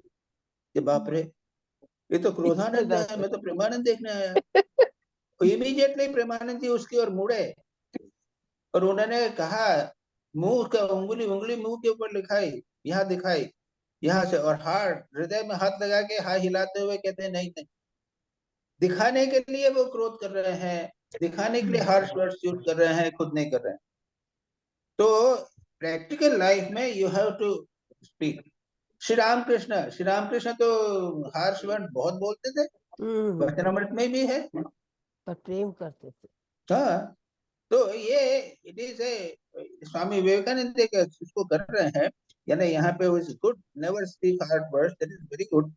एंड ऐसा होता है कि if you प्रैक्टिस, साधना करते करते करते हार्श बोलने की हैबिट जो है ना वो चली जाती है. और संसार में किसी भी प्रकार के लोग से के साथ में रहोगे, हार्श वर्ड्स आपके मुंह पे नहीं. सहनशीलता आ जाती है, सहनशीलता आ जाती है, बोलना भी पड़े तो उसमें जो है वो बिटरनेस नहीं होती, चुभन नहीं होती. ठीक है महाराज. महाराज सेकंड क्वेश्चन है page number 38. To rise to this is to be perfect, but the more perfect we are, the less work we can do. Please explain this. How तो and ठीक why? है, सत्व गुण बढ़ेगा, एक्टिविटी कम हो जाएगी. अच्छा. Yes. Activity, remember, activity is always a part of imperfection जो है वो तब तक रहेगा तब तक एक्टिविटी है, लेकिन सत्वित गुण बढ़ने पर एक्टिविटी कम हो जाएगी. But Swamiji, our monks, they are so sattvic, but they are very active. भाई अब मैं नहीं जानता. Third question. Maharaj, third question है page 44. It is not necessary to go through all these ceremonies to reach the meaning of the Vedanta. Repeating Om is enough. Here it means to repeat our Guru mantra is enough. Yes. जी महाराज. यहाँ पे specifically ओम की बात कही है, लेकिन गुरु मंत्र भी थी. ठीक है महाराज. रीता विश्वास. देवाशीष. देवाशीष साहब. देवाशीष हमारा लास्ट में रहेंगे. मेरा लास्ट में. स्वामी जी. हाँ, क्योंकि तुमने बाद में खुद पूछे. एक दो ऐड किया है. स्वामी जी मैं हूँ यहाँ. हाँ आ जाइए. हाँ वो सब में नहीं होते, इसलिए मैंने कहा यो लास्ट. ठीक है रीता। ये हाँ। स्वामी जी, प्रणाम स्वामी जी। एक मिनट स्वामी जी, क्वेश्चन निकालती हूँ। Yes. My first question, page 33, first para. Swamiji says everything in the three worlds. तुम्हारा टीवी का एंगल ठीक करो जी, yes स्वामी जी। हाँ yes now it is alright. हाँ, page 33, first para. Swamiji says everything in the three worlds can be caught by tapas. What is the meaning? Trilok तपस्या से त्रिलोक विजय होती है। हाँ, त्रैलोक की विजय प्राप्त हो सकती है तपस्या से। हाँ, और देखो वहाँ पे इन्वर्टेड कॉमा में एक सेंटेंस है जो तुमने कोट किया है, वो इन्वर्टेड हाँ। कॉमा में है। हाँ, yes. Everything So in that three means worlds. there is a shloka is quoting, I don't know exactly what she है, तपस्या से त्रिलोक की विजय हो सकती है। That is what is being told. उसमें क्या दिक्कत है? कठोर तपस्या से विश्वामित्र ने क्या किया था? गायत्री मंत्र तपस्या से किया था ना, तपस्या किया हाँ, था। तपस्या से, yes. कठोर तपस्या के द्वारा उन्होंने तो नया राज्य बना, नया लोक बना दिया था। नया लोग बनाया था। फिर Yes, yes. Now, second question, Swamiji. Page 38, first para. Swamiji says, until you are ready to change any minute, you can never see the truth. What is the change Swamiji speaks of? How are we to apply this in our spiritual practices? first line what is there? Until you are ready to change any minute, you can never see the truth. Very beautiful. Yes, very beautiful. डॉगमेटिज्म एक बात पकड़ ली उन्होंने और कुछ छोड़ेंगे नहीं। हाँ, अब ये बात पकड़ लिया कि जगत सत्य है, अब छोड़ेंगे नहीं। अरे भाई सत्य जो है वो बहुत प्रकार के सत्य हैं, भिन्न प्रकार के सत्य हैं। Very beautiful concept. You cannot hold to anything, यानी सब कुछ को स्वीकार करोगे। Fundamental hold on is all right, but rest everything.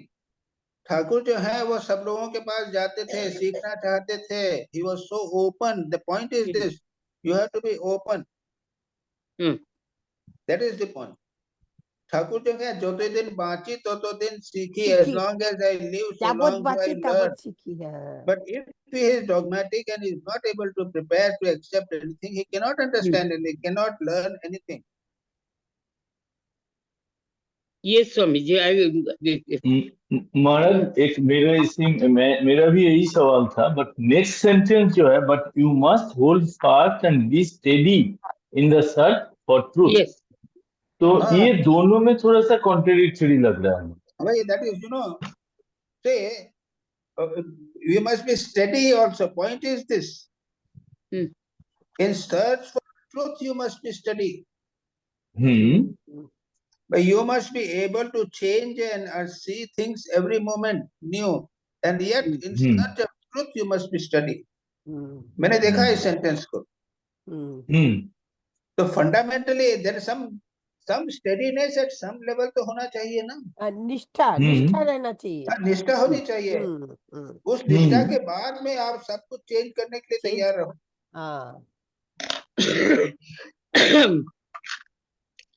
Third question, Swamiji, page 39. I read the whole passage. First, question 3. Swamiji says matter and the external world are but the soul in a certain state. In reality, there is one. What is the meaning of this sentence? Kindly explain. कौन सा तुमने बोला? Page. Third. Page 39. Page 39, third. Shankaracharya is commented. Saturday, July 6. First para end. नहीं वो क्या subject और object की बात है क्या? नहीं सर, स्वामी जी, हाँ, matter in the external world. On the subject, the object has been superimposed.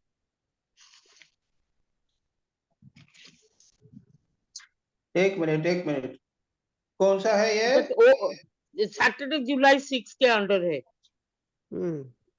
First Page first 39. Paragraph ना फर्स्ट हाँ। पैराग्राफ ओम Mat- तत्सत it begins Matter with and the external world are but the soul in a certain state. In reality, हाँ. there is only one. only one. Yes.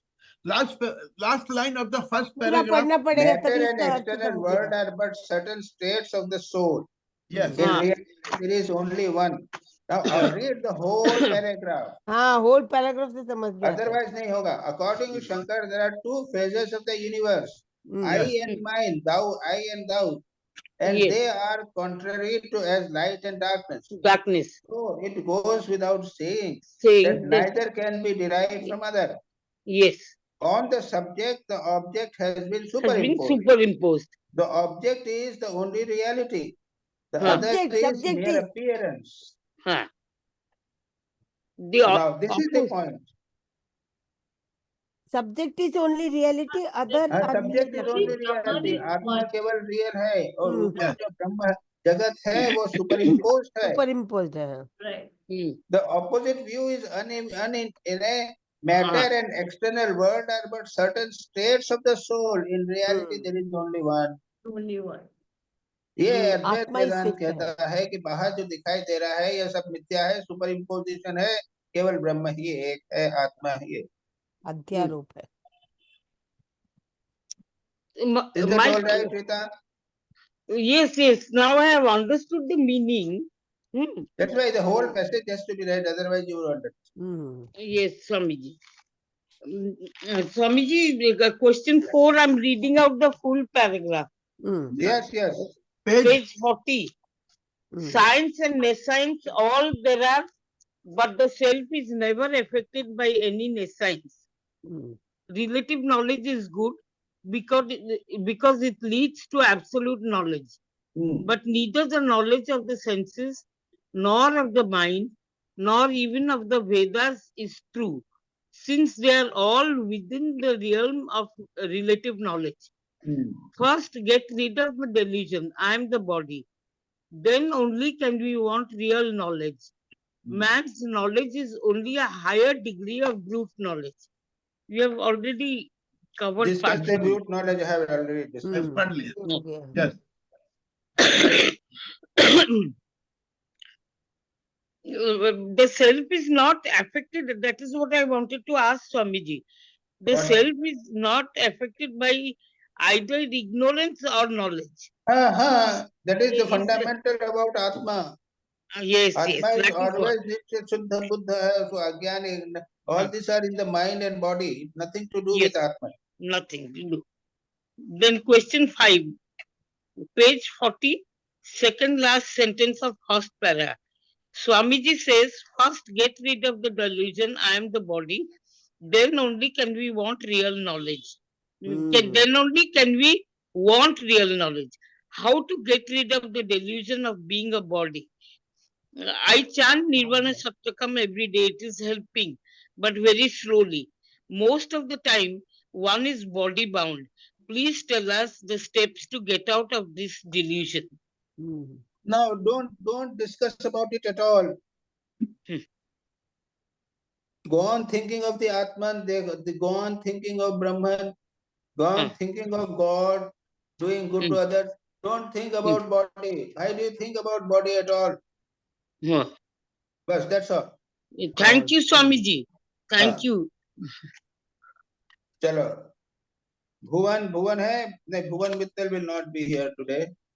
Yes. Sucharita Sen. जी महाराज जी प्रणाम.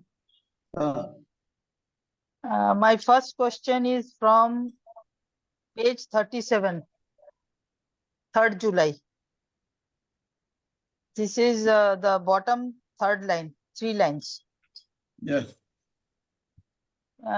Here it is said that every man in Christian countries has a huge cathedral on his head, and on top of that a book, and yet man lives and grows.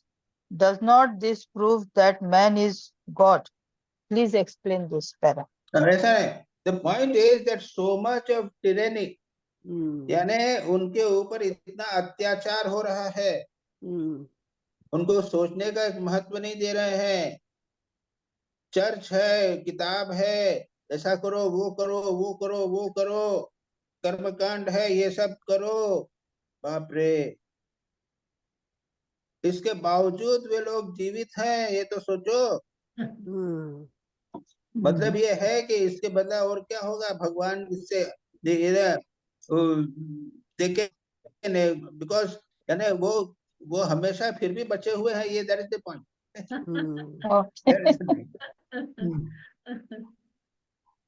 Okay. My next question, second question is from lecture 6 July and page 41 and second para.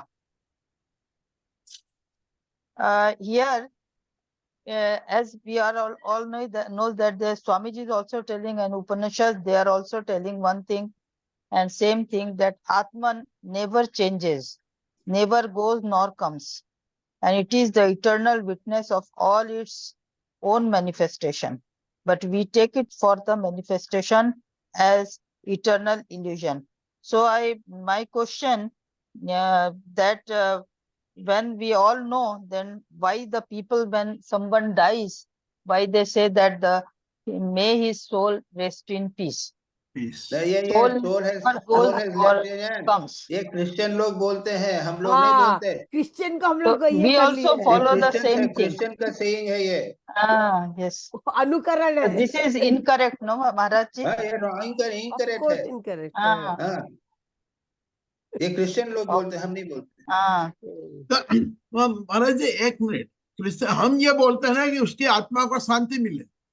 आत्मा तो शांति है, शांति है। आत्मा की शांति है ही।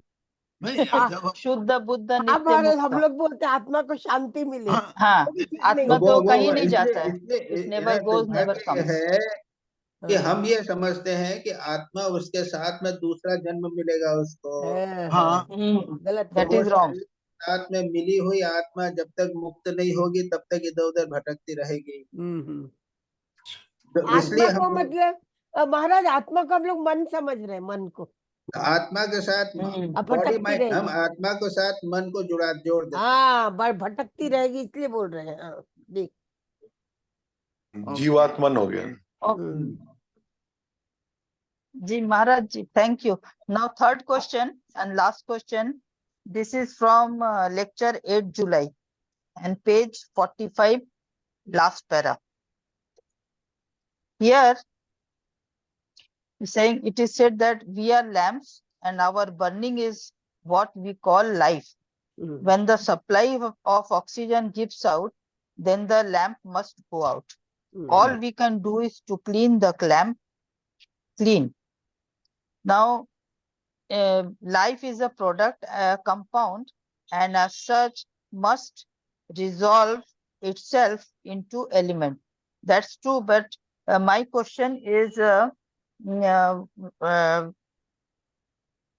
why and when the supply of oxygen gives out? ये oxygen का क्या है, जैसे हमारे शरीर में से ऑक्सीजन चली जाते तो मर जाते हैं, जी, उस प्रकार से स्वामी जी ने उसका उदाहरण लिया है कि हमारे जब कर्म है, आधुनिक इस जन्म के कर्म जो है, पूर्व कर्म जो है, प्रारब्ध कर्म जब समाप्त हो जाते हैं खत्म हो तब जाता शरीर है। चला हाँ, जाता है। तब यही बात हाँ। है। थैंक यू महाराज जी।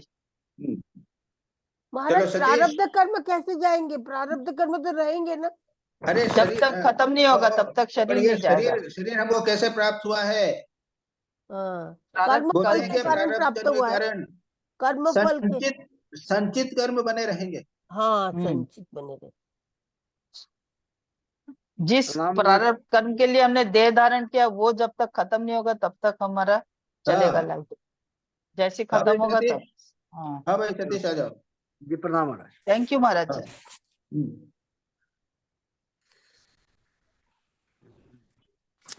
एक मिनट महाराज। जी है। First question Maharaj, July 1. The mild type creates, the thundering type spreads, followed by the thundering type to spread the light. महाराज, मेरा क्वेश्चन ये है, is it necessary to have a sense of lordship or ego to do the thundering work? कि बड़ा काम करने के लिए अहंकार भी होगा, जुड़ी होता है क्या? यहाँ पे तो एक क्वेश्चन जो उन्होंने थंडरिंग और नॉन थंडरिंग के बाद ईगो का तो प्रश्न उठेगा नहीं है, प्रश्न ही नहीं इररिलेवेंट है, क्वेश्चन है। हाँ। जी जी, मैंने मेरा थंडरिंग में तो यहाँ तो पर्सनल प्रश्न क्वेश्चन उठता है। ही नहीं है, ईगो की बात ही नहीं है यहाँ पे। और खंडरी क्या। टाइप बताइए, दो प्रकार के लोग होते हैं, एक शांत प्रकार के लोग जो होते हैं, जो एक्टिव प्रकार के होते हैं। हम्म। तो इसमें ईगो कहाँ ला रहे हो? नहीं महाराज, नहीं महाराज महाराज, ये स्वामी जी को होता तो है कि ठाकुर का थंडरिंग ये कहते थे ना, Yes. ठाकुर के सेंट पॉल है, ऐसा कहते। वही तो स्वामी जी को थंडरिंग टाइप कहा है ना। हाँ हाँ, तो इनका ये प्रश्न है कि ये उसमें ईगो की बात क्यों ला रहे ईगो हो? का क्या सवाल है? हाँ, ईगो का कुछ नहीं है। महाराज ईगो का ये प्रश्न नहीं है। वो सात्विक राशि की तो बात की है ना, जैसे नहीं, ठाकुर ऐसा तो है कि आपने वो बात में यहाँ आपने ये क्वेश्चन जो किया है वो अपने मन से। थंडरिंग टाइप की बात कही है। जी नहीं, अदरवाइज महाराज वैसे भी मेरा प्रश्न है कि कोई हाँ, काम ये करने के लिए। अगर दूसरा क्वेश्चन करो तो ठीक है। तो ईगो हाँ के जी बिना कर्म नहीं होता, जी और जो महाराज, लोग ऐसे करते हैं वो राइट ईगो होता है। जी राइट ईगो होता है। हाँ, राइट राइट ईगो, ईगो हो जाता है। पक्कामी। सर्वेंट ईगो, मैं ठाकुर का दास हूँ, मैं भगवान का भक्त हूँ, ये भाव रहता है उससे वक्त। Right. That is my question, Maharaj. That is right answer. Ramakrishna came to teach the religion of today, constructive, not destructive. Maharaj, were avatars before Sri Ramakrishna taught the religion of destruction also, such as Sri Rama killed the demons and Sri Krishna Kauravas, or it alludes to Buddha and Muhammad who rebelled against the existing religious orders and caused destruction. तो तुम्हारा क्या प्रश्न है? कि उससे पहले जो थे श्री राम कृष्णा ने तो जो taught the religion of did not teach the religion of destruction. ठीक है। हाँ, उससे पहले जो था क्या हाँ ऐसा हाँ था? हाँ हाँ हाँ हाँ। जी जी, अवतार जैसे लोगों ने डिस्ट्रक्शन किया था, बहुत सारे किए हैं। तुम्हारे वो तो बराह अवतार वगैरह तो इसे डिस्ट्रक्शन वाले ही थे सब। महाराज, और बुद्ध और मोहम्मद भी, उन्होंने भी अपना एग्जिस्टिंग ऑर्डर जो था उसको कुछ न चेंज कुछ कर किया है दोनों ने। हाँ, ठाकुर ने महाराज जी जो आसुरी जो भावना है उसका डिस्ट्रक्शन किया, भावनाओं को। कामिनी कांचन, उसको आप लेना चाहते हो क्या? डिस्ट्रक्शन ही कह सकते उसको हम। अब अभी इनसे पूछो सतीश महाराज के, सतीश बाबू या सतीश जी के, वो डिस्ट्रक्शन को मानेंगे उसको? डिस्ट्रक्शन की उसको कन्वर्शन कहेंगे महाराज, उसको आपका क्वेश्चन नहीं है, कहेंगे। उनका सुबीर महाराज जी, तुम्हारा क्वेश्चन नहीं है ये। महाराज उन्होंने मास्टर महाशय का अहंकार को चूर्ण किया, दर्प चूर्ण किया था, और वो कंस्ट्रक्शन हो गया। उससे पहले भी हुआ था। उन्होंने जो किया, उनके डिस्ट्रक्शन का अर्थ एक प्रकार का है, उसका हमने जवाब दे दिया। जी महाराज, तुम दूसरे प्रकार से कर रहे हो, हम क्या बताएंगे, बोलो। Next question, Maharaj. Swamiji narrates story of a Brahmin who worship idol of Vishnu in order to make a point that one can worship God only through an image or means of some material object. Maharaj, cannot one of worship and love God beyond name and form? Name and form वो की तो होता है, तो निराकार होता है ना। अहंकार चित्तानि नाहम चिदानंद रूप शिवोहम शिवोहम, तो नाम रूप से परे ही होता है। जी जी जी, वो भी एक किस्म का डिफिकल्ट। जी जी जी, it is difficult. Next question, Maharaj.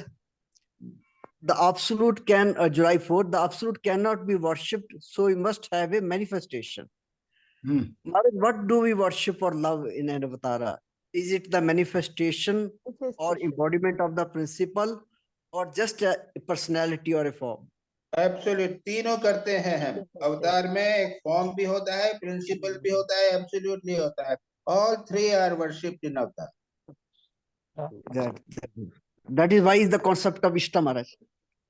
Whatever it is, that is your question is answered. ठीक महाराज, ठीक तीन ही होते हैं महाराज, ठीक।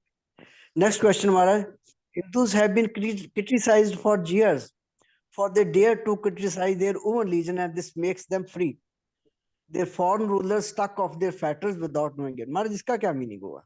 क्या हुआ? कैसे? We criticize our own religion and be from the clutches of religion. तो ये कैसे हो गए हम? Their foreign rulers stuck off their fetters without knowing it. इसका क्या? पेज नंबर पेज बोलो क्या है, कहाँ पे है? महाराज पढ़ता हूँ महाराज। जैसे राजा राम मोहन राय ने सती प्रथा की ये किया, अपोज किया, तो हम लोग खुद के रिलीजन को खुद ही क्रिटिसाइज कर सकते हैं। इतना हमको क्यों ये स्वाधीनता है, ये बोला है। मतलब उन्होंने हमको बहुत क्रिटिसाइज किया, इसलिए हम लोग को भी पावर आ गया है। नहीं उल्टा बोल, ये आपने उल्टा बोल दिया। नहीं, इसीलिए ऐसा बोला है कि जो है इनका इंटरप्रिटेशन इस तरह हो सकता है कि दूसरे आदमी इतना क्रिटिसाइज किया कि हमें कोई मौका मिला ही नहीं है बोलने का। इसका मतलब है क्रिटिसाइज कर सकते हैं, ये ऐसा बोला है। हम तो क्रिटिसाइज कर सकते हैं, लेकिन इतना क्रिटिसिज्म हो गया हिंदुइज्म के ऊपर में, और कोई रहा ही नहीं कि हमें कुछ बोलने का। महाराज ये 85 पेज मेरे पास दूसरी बुक है, ये वाली है। Knowledge exists eternally and is coexistence with God. Coexistence with God. The man covers as a spiritual large inspired, and what he brings is revelation. कौन सा ये कौन सी तारीख है? तारीख कौन सी है? तारीख ये महाराज ये जुलाई 4 की है।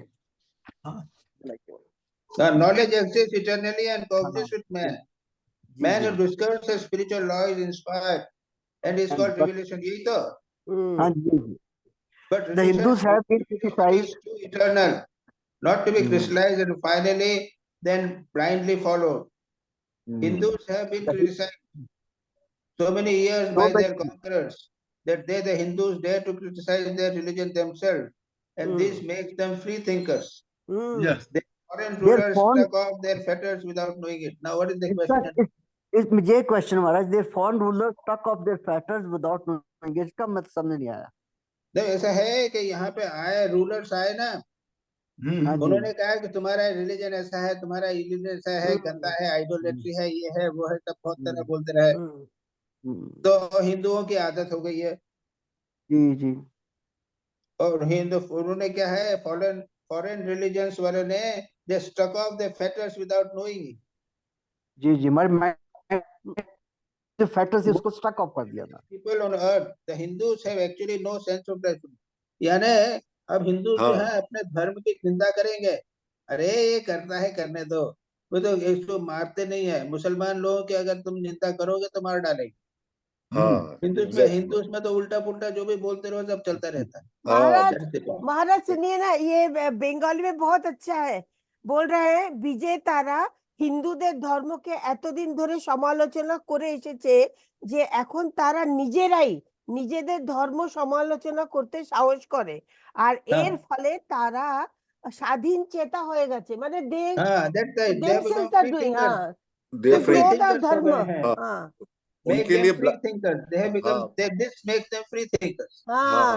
তাদের বৈদেশিক শাসনকর্তার অজ্ঞাত সারে হিন্দুদের পায়ের বেড়ি ভেঙে দিয়েছে। ये बोल रहे हैं। The most religious speak holy things them itself. मतलब हिंदू अपने गॉड्स एंड गॉडेसेस के कुछ ब्लास्फेमस कुछ बोलते हैं भी, तो लोगों को फर्क नहीं पड़ता। आजकल फर्क नहीं पड़ता, गला नहीं काटते वो दूसरे का। सतीश हुआ तुम्हारा पॉइंट? जी महाराज, फॉरेन रूलर्स ने भी समझ लिया कि ये लोग ऐसे ही हैं, इनको छोड़ो, इनको यही मतलब हुआ। जी महाराज नेक्स्ट 2 क्वेश्चन का आंसर हो गया है, मैं अपने दोबारा पूछूंगा। हो गया दोनों का? थैंक यू महाराज। अच्छा कुंडू ना महाराज? Yes Maharaj. Kundu Maharaj, I had 2 questions of that one page 38 until you are ready to change any minute that we have discussed. वो तो हो गया। Page 40 Maharaj, question number 2. You can never know yourself except as objectified. If we know something as object, can it be called knowledge of reality? Is it not superimposition and thus unreal? The point is, you have to first to define what you mean by reality. Is there anything like absolute reality? We always see reality in a relative sense. Yes, Maharaj. Everything is superimposition. No, means yes, you can never know yourself except as objectified. Like we understand things as an object only, and eternal subject is self.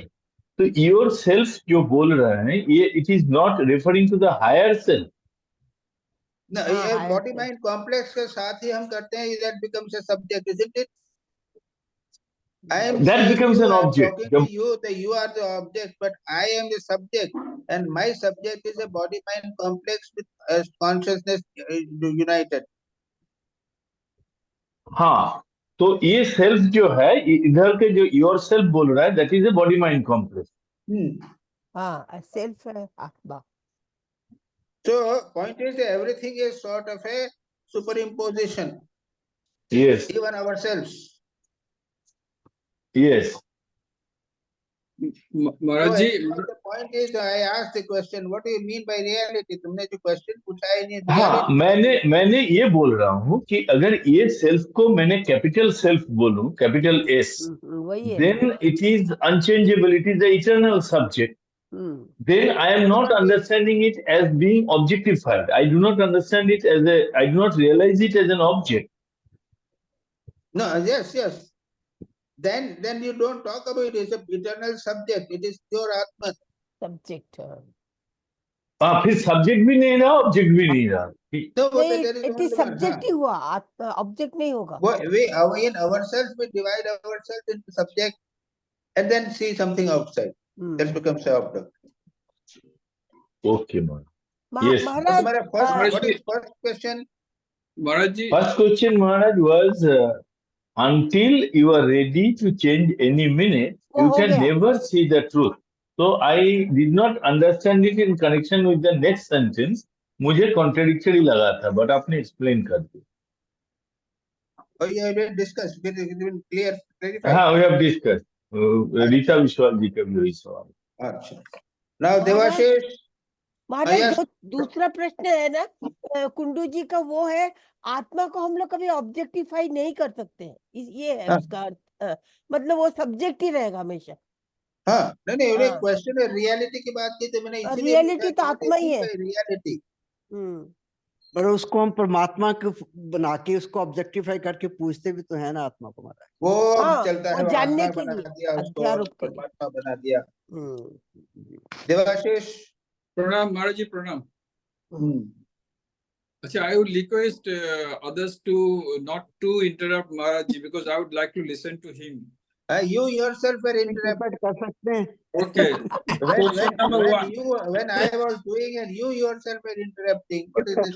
Because that was a trailing question. Like you said something which I had not understood, so I questioned back. No, the same thing can happen with others also. No, sir. Okay, fine. Let us continue. As a matter of fact, this is a general principle. Then when the questions are going on, others must not obstruct. Yes, thank you very much. Maharaj, general rule. Thank you very much. Maharaj, pehla question hai. Tapas means literally to burn.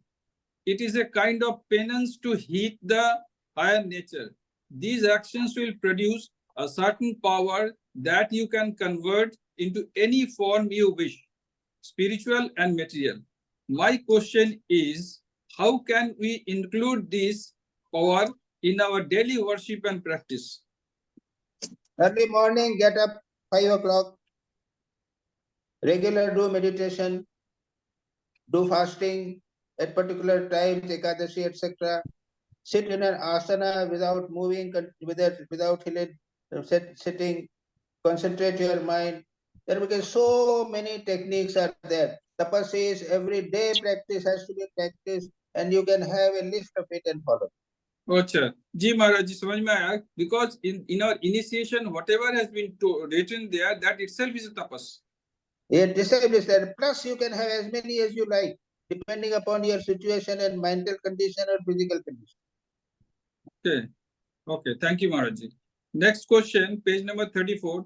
Out of unconditioned came the Trinity God, nature and soul, and the triangle of existence. This is the Vashishta.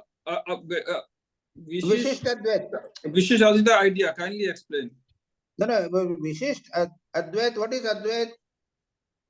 There is no such. The world, the body, the mind, everything is mithya, isn't it? Is only Atman alone is there, Satchidanand alone is there. Only Yes, Brahma and Atman is alone, that is Advaita. But Vishishtadvaita is what? In these three are there. No. In this whole is there. In this, it has three parts. See, I am a body. I am one. I have hand, feet, eye, 10 parts are there. But I am one, isn't it? Yes, I yes. am one, I got 10 parts. Yes. Vishishta says that Brahma alone is there, but it has got 3 parts. क्या है? जीव, जगत और Brahma. Okay? Yes, Maharaj. So this is called Vishishta Advait. Advait will say what? Advait will say Jeev is separate, Jagat is separate, Brahma is separate, absolutely separate, never united at all. This is called Dvaitva. And then there are a lot of permutation, combination and various types of vadas are there. Ji Maharaj. Is it clear? Yes, महाराज जी. एक doubt है, ये ब्रह्मन and ये जो सच्चिदानंद हम बोलते हैं ना, सच्चित आनंद, तो ठाकुर जी का कथामृतों में तो हम लोग को मिलता है कि he is like a mean, he is swimming in the Satchidanand. Now what is this Satchidanand actually? This is Brahman. No, this is the second question. This is not the second, this Vishishtadvaita. What you have asked is different.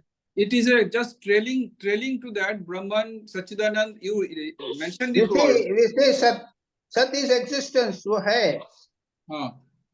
लेकिन वो जड़ नहीं है, वो चित है, conscious है,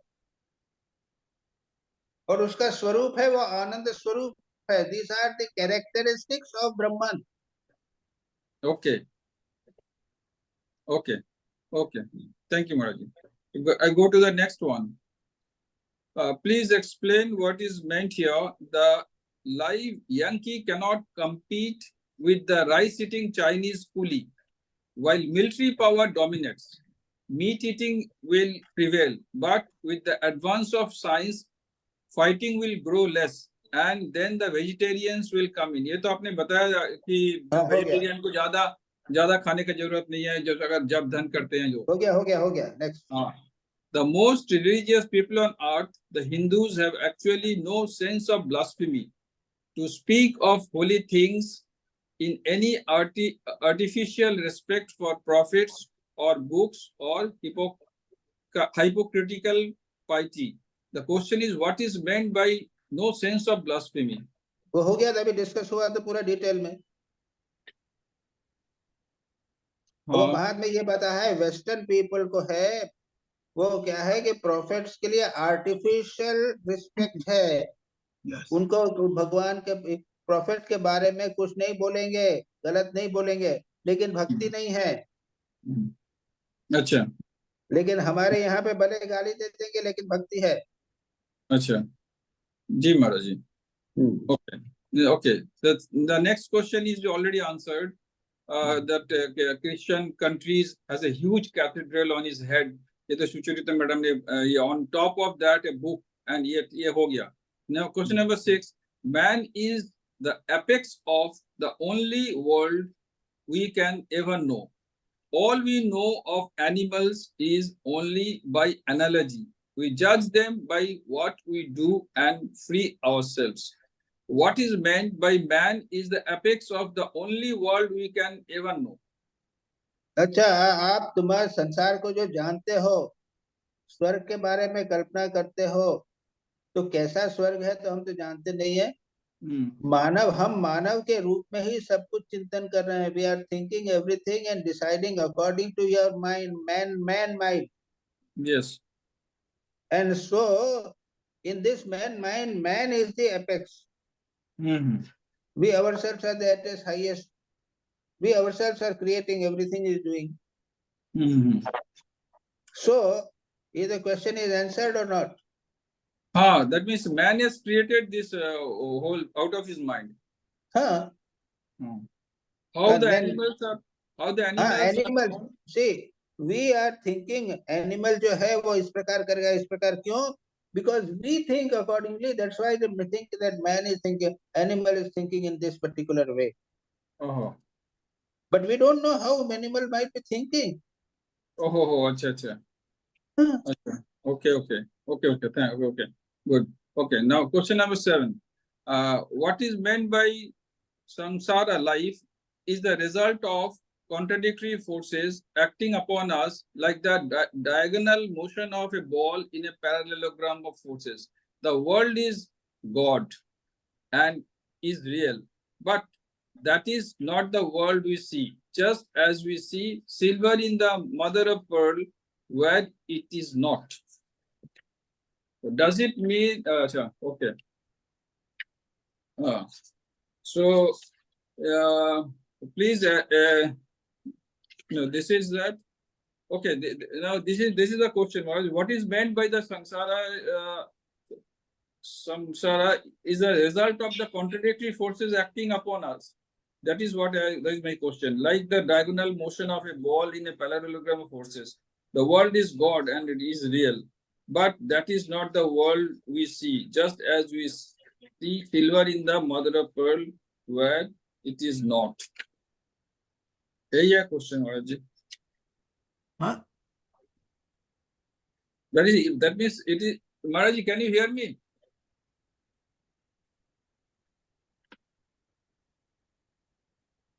Hello, Maharaj is not there.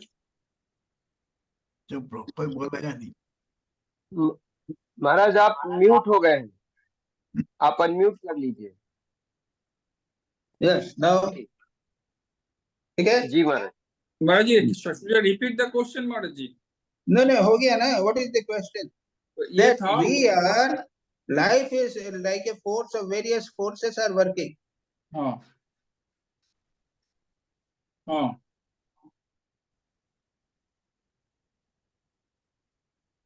Various so now it's what clear. Second question: what is the part of this world? What was that about the world?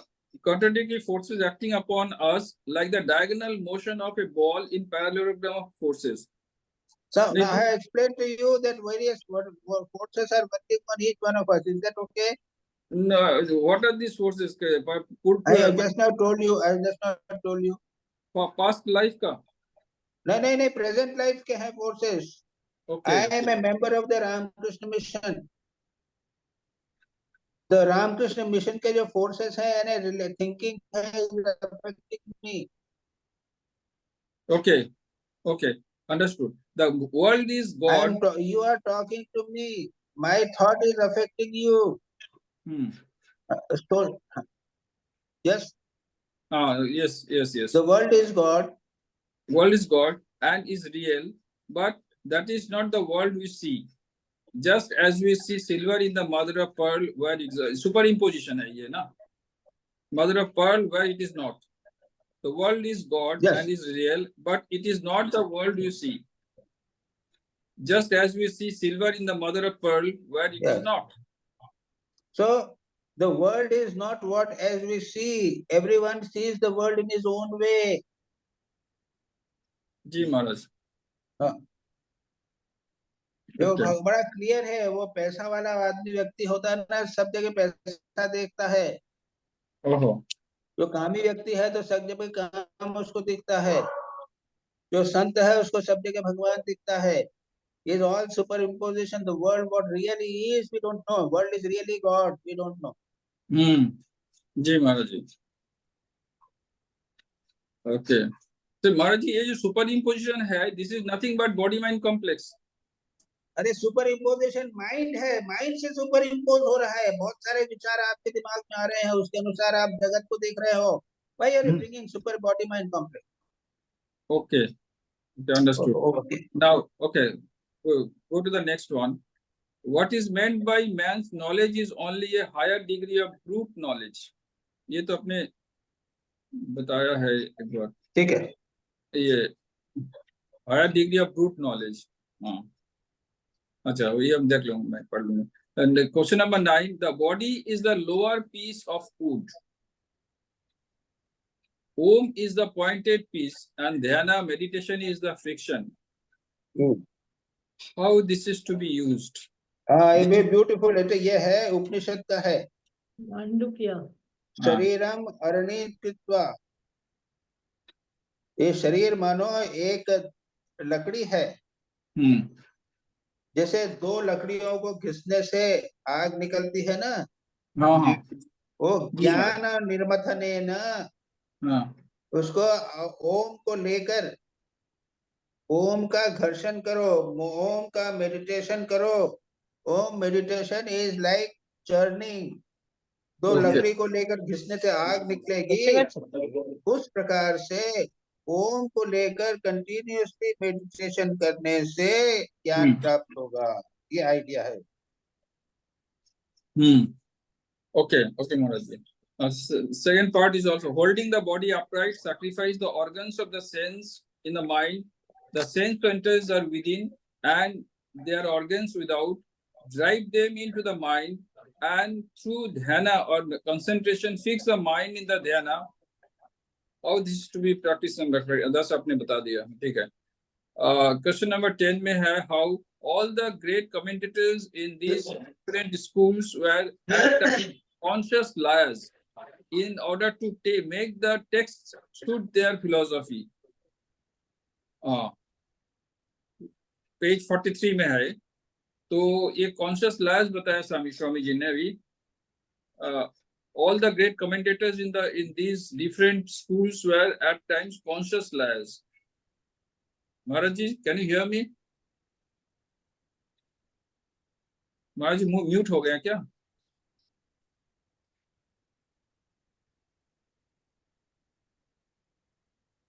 महाराज जी का नेटवर्क प्रॉब्लम हो गया, इसलिए वो डिस्कनेक्टेड लग रहे हैं। हाँ, lost connection, he will join I think again.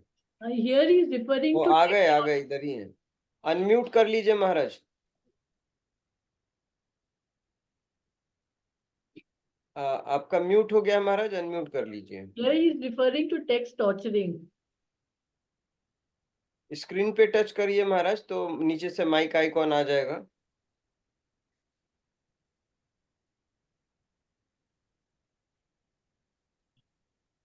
Yes, हो गया। हाँ महाराज जी, ये क्वेश्चन नंबर 10 में है, पेज 43 में है। All the great commentators in these different schools were at times conscious liars in order to make the text suit their philosophy. How? तो ऐसा है कि अब ये बताना मुश्किल है। टेक्स्ट टॉर्चरिंग जिसको बोलते हैं ना, टेक्स्ट टॉर्चरिंग। तो ये क्या है कि उपनिषद में एक लाइन लिखी हुई है और दूसरी